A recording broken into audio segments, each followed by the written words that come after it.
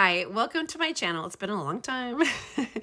I made some magnetic bookmarks very last minute for my kids and grandkids in their stockings. And they really loved them. So I thought it was worth doing a video to show you how I did that. It really is a short project. As you can see, I made a ton of bookmarks. I didn't give all of those to my kids. I still have extras to give away as little gifts. But I just pulled some images that I thought were cute off of Canva and off of Cricut Design Space, which is the program that I'm using right here on this video. And you just want to duplicate each image. You need two of them. One is going to be on the front side and one is on the back. So it doesn't matter how you use your magnet. You're going to see the same image on both sides. So duplicate and then flip one upside down. And so what I did is I did flip vertical and I did flip horizontal, and it takes your shape and just turns it the right direction. And then you want to slide it over the top of the other one. And I sized my shapes about 2 inches wide. And once you have one over the top of the other, you select both of those shapes. You go up to align, and then you want to click on align horizontal, and then that lines your shapes up left to right.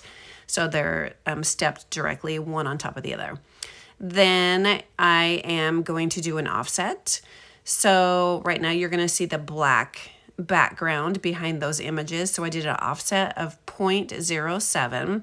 I'm going to change that to white later though. I mean, you can do black if you want to, but I didn't want black behind my images. I just wanted white to match kind of, the pages of the book. And then I am doing a shape from the shape section on the left. You see it on Cricut Design Space. I pulled a rectangle and I'm going to size that to 0.75 inches wide and 3 inches tall. And I'm going to duplicate a bunch of those because I need one of those strips for every single image that you see on my page right here, because each one of those is going to be a bookmark. So I'm just duplicating, and then I'll do that periodically as I'm making them. As I see that I'm running out of my rectangles, I'll just duplicate more because I really don't know how many images I have. They're all staggered on top of each other. It's a lot. So I duplicated my images. I went up to arrange, and I put the rectangle in the back. And then I'm going to grab the rectangle with my 2 offset black pieces that you see, and I'm going to group all of those shapes that are black together. So you group them, and then you go down to where it says combine at the very bottom right of Cricut Design Space. Click combine, and then there'll be a drop down menu or a drop up menu, whatever you want to call it, and then you just click weld. So then all those black shapes will be kind of like glued together, welded together as one piece. So that's what I just did. And it pulls that image to the front. So you want to click on it again and then say send to back again. And now I'm going to turn it white. And then I'm going to select all of those at the same time. So I want them all to be one piece because I'm going to turn it into like a sticker. Not really, but it's going to be an offset. Same thing you do with stickers. And then you click group, and then you go down to flatten. And it creates this shape that has all of your pieces together. So all of them are done except for this one shape I wanted to show you because it's unique, because it has a lot of holes. After I click offset, there's going to be a lot of holes in between the images and the letters, and I want to show you how to fill those in. So you just go to contour, and you can either click hide all or contour all, or does it say hide all contour? I can't see it. Or you can do each little individual speck or hole in the image, and then it creates a solid offset behind your image. So that's what I wanted to show you really quickly in case you have something that doesn't offset, how you would like it, unless you don't mind all those little gaps, which is fine. So once you have that done, this is the very last one. I'm going to do flatten just like the others. I'm going to say make. I'm going to send it to my Cricut machine after it prints on my printer. So here's what it looks like off the printer. I'm going to laminate those first and then stick them on my Cricut mat. and pop it into my Cricut machine, and it will read those black registration marks and it will know exactly where to cut.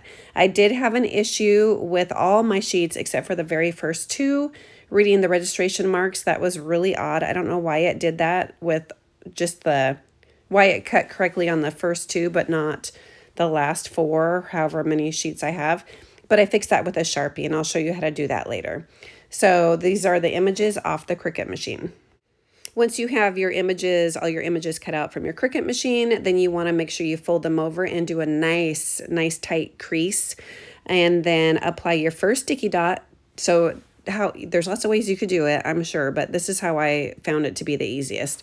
So I applied my first sticky dot, peeled off that little paper backing, and then took two magnets that were already stuck together, placed both of those magnets on top of that one dot, left them stuck together, and then placed my second sticky dot over the back of that second magnet, peeled off the paper backing, and then very carefully aligned and folded over that other half of the bookmark and just let it click together. And it worked perfectly. So now I'm testing it on this book to see the thickness. This is, let's see, I printed these images on thin glossy photo paper, and then I ran it through the laminator so it has that thickness to it, and then it has the magnet. So it wasn't very bulky. I am not one of those really picky readers. I do bend pages and stuff, so the thickness of the magnet didn't bother me. Okay, right now I'm tracing my registration corners because my Cricut machine would not read the rest of my images. So if you just take a Sharpie, trace it, and pop it back in your machine, you'll have zero issues after you run it through your laminator. This is the little presentation piece or the display that I used for packaging my images. I have a 4x6, it's 6 inches wide. Well, it depends on how you hold it. It's a 4x6 like cellophane self-sealing bag. You just have the little tab that you rip off and it sticks to itself. And I wanted to clip 2 magnets for each child to that sheet, and I wanted it to look really nice. So I just printed off images on sticker paper, and then I put the sticker paper on top of some cardstock, and I cut the cardstock so it was just slightly thicker than the sticker paper, and then placed my magnets on, and then stuck that into my little cellophane bag. So right here I'm showing you, this is not the image that I used for mine, but I did want to show you because I didn't record how I did mine. I wanted to show you how you could go back and find images on Canva. So this is Canva, and I'm just kind of playing around with some design words that might pop up something I'm looking for.